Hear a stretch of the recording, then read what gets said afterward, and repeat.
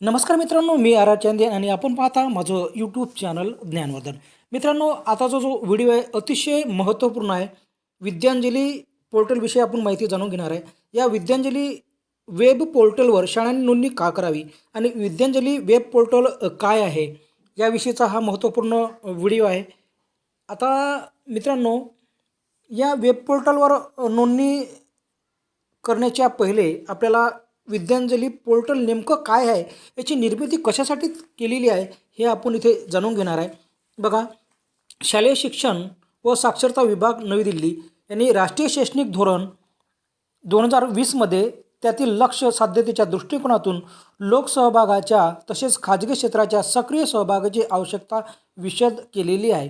म्हणजे जे 2020चं जे राष्ट्रीय शैक्षणिक धोरण आहे त्यामध्ये लोकसहभाग आणि इतर जे खाजगी क्षेत्र आहे त्यांनी शिक्षणामध्ये सक्रिय सहभाग घ्यावा अशा प्रकारचा इथे उल्लेख केलेला आहे. त्या दृष्टीने Vidyanjali 2.0 Holland year management programme हा कार्यक्रम शाळाकरता सहाय्यभूत असून या दृष्टीने शिक्षा मंत्रालय नवी दिल्लीद्वारा सदरील कार्यक्रमाच्या मार्गदर्शक सूचना तयार करण्यात आल्या आहेत. शालेय शिक्षणाचा दर्जा वाढवण्यासाठी लोकसहभागाची अत्यावश्यक भूमिका आहे. विद्यांजली 2.0 हे देशभरातील दर्जेदार शिक्षणासाठी आवश्यक असलेल्या संसाधनाचं एकत्रीकरण करण्याचे एक प्रभावी माध्यम आहे.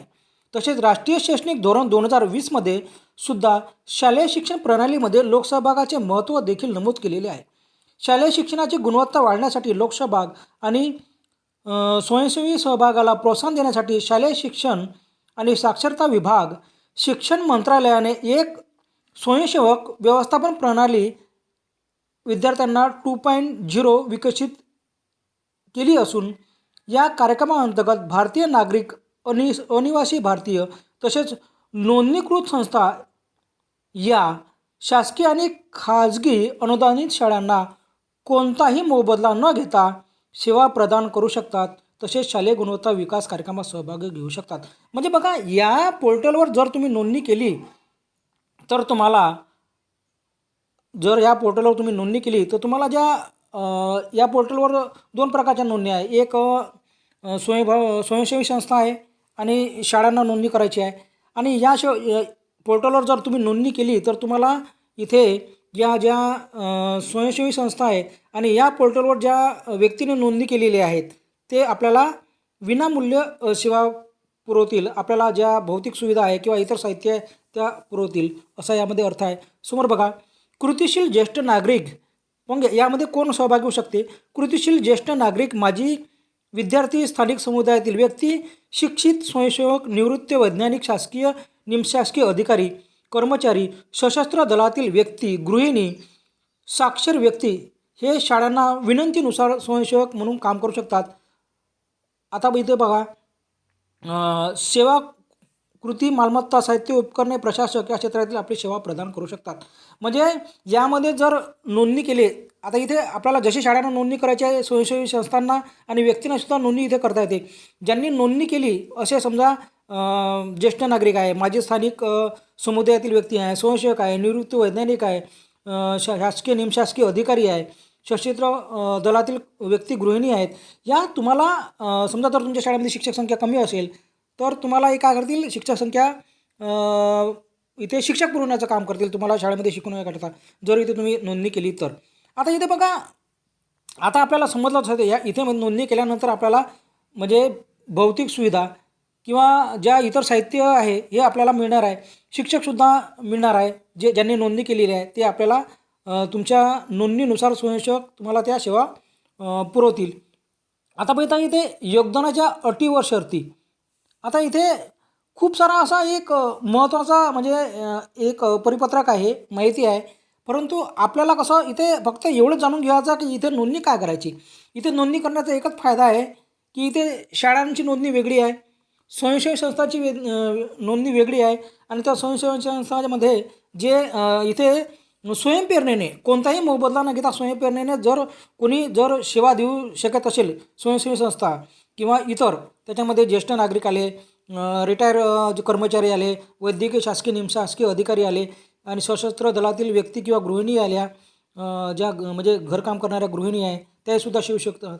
म्हणजे तुम्ही शाळांनी जर या पोर्टलवर आपली विनंती नोंद केली आणि या विनंतीनुसार हे स्वयंसेवक आपल्याला तुमच्या इथे ज्या आवश्यक गरजा आहे आपल्या किंवा शिक्षकाची कमतरता आहे किंवा इतर ज्या कमतरता आहे या आपल्या पुऱ्या करतील, स्वयंसेवी संस्था करतील आणि जे नोंद केलेले आहे ते व्यक्तीसुद्धा आपल्या शाळेमध्ये येऊन विनामूल्य आपल्या शाळेमध्ये अध्यापन कार्य करतील. अशा प्रकारे हे जे विद्यांजली पोर्टल आहे. आता बघा मित्रांनो, आता हे विद्यांजली पोर्टल विषयी तुम्हाला माहिती कळलीच असेल कशा प्रकारचे पोर्टल आहे आणि तर का नोंदणी करावी. आपल्याला खूप जर विस्तृत माहिती पाहिजे असेल तर मला मेसेज करायचा, मी यावरील माहिती तुम्हाला सेंड करीन. म्हणजे तुम्हाला खूप अजून विस्तृत माहिती आहे. त्याच्यामध्ये योगदान देणाऱ्याच्या अटी आहे, सेवाकृती योगदान आहे आणि कशाप्रकारे इथे मालमत्ता आणि साहित्य उपकरणे योगदान म्हणजे कोणत्या प्रकारचे तुम्हाला इथे साहित्य पुरवलं जाईल या विद्यांजली पोर्टलवर हे आहेत. त्यानंतर विविध घटकाच्या कर्तव्य जबाबदाऱ्या, शाळांच्या कोणत्या कर्तव्य जबाबदाऱ्या आहेत.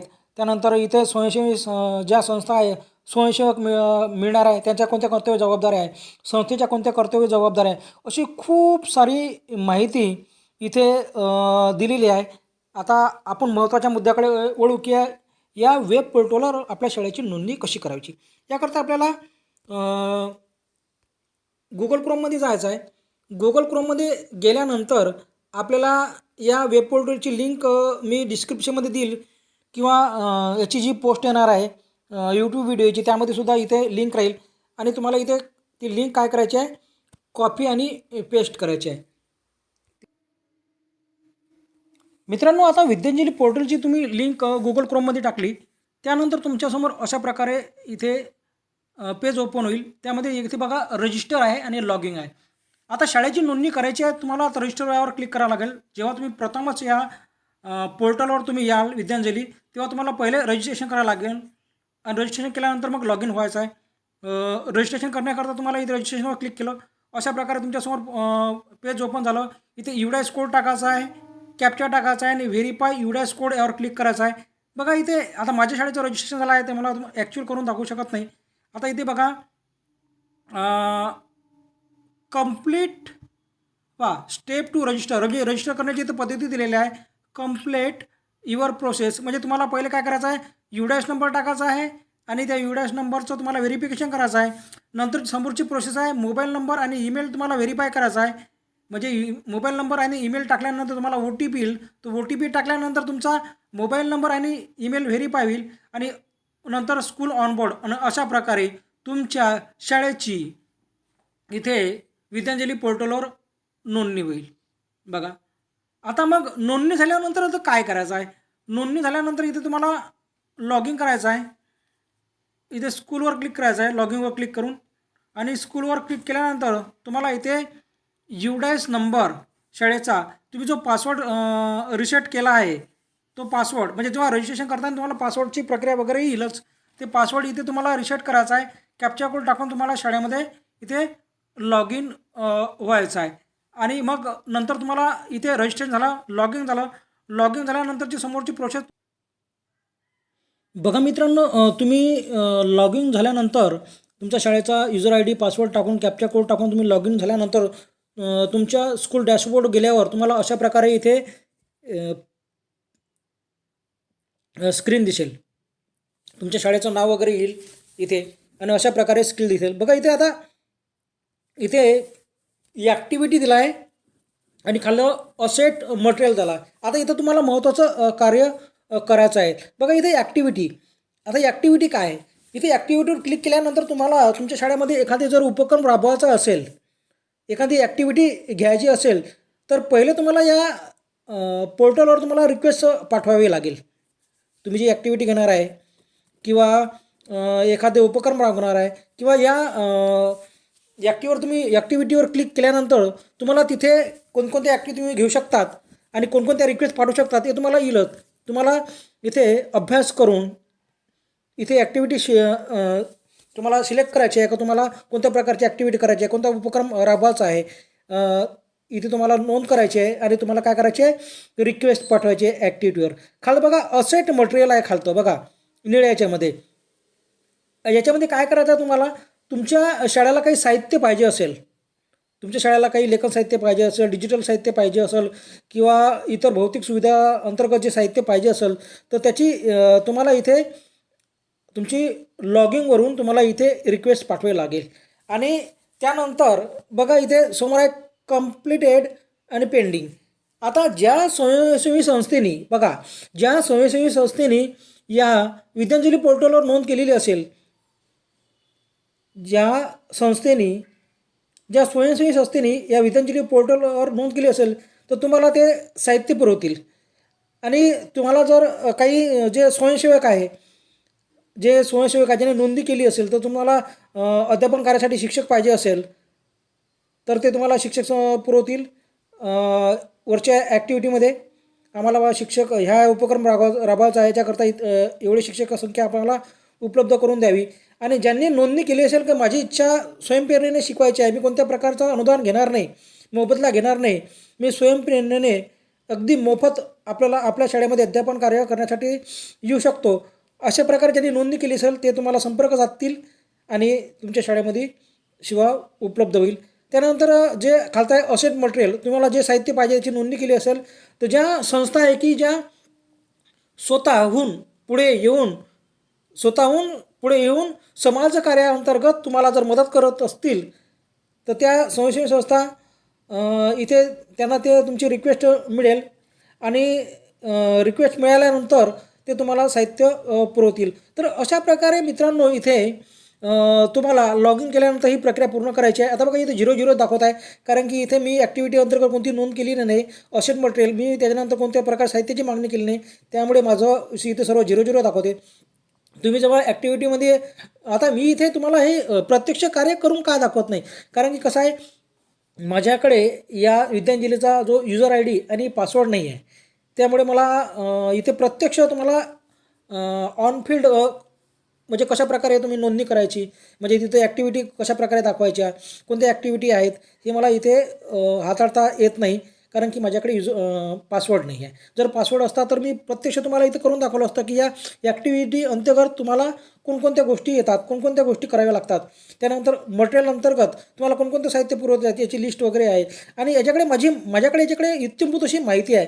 तुम्हाला जर अधिक माहिती म्हणजे कोणत्या गोष्टी तुम्हाला ॲक्टिव्हिटी अंतर्गत करता येतात, कोणत्या गोष्टी तुम्हाला साहित्य मटेरियल असेट मटेरियल अंतर्गत कोणत्या गोष्टी पुरवल्या जातात याची सर्व प्रकारची माहिती माझ्याकडे आहे.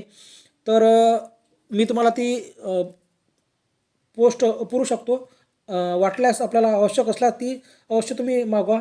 धन्यवाद मित्रांनो. अशा प्रकारे तुमच्या शाळेची तुम्ही नोंदणी करा आणि इथे ॲक्टिव्हिटी अंतर्गत तुमच्या शाळेत जे उपक्रम राबवणार आहे या ॲक्टिव्हिटी घेणार त्याची नोंद घ्या, रिक्वेस्ट पाठवा आणि मटेरियल काय पाहिजे याचीसुद्धा रिक्वेस्ट पाठवल्यानंतर तुम्हाला त्या स्वयंसेवी संस्था आणि स्वयंसेवक संपर्क साधतील आणि आपल्या ज्या रिक्वेस्ट आहे याची पूर्तता येथे करण्यात येईल. धन्यवाद.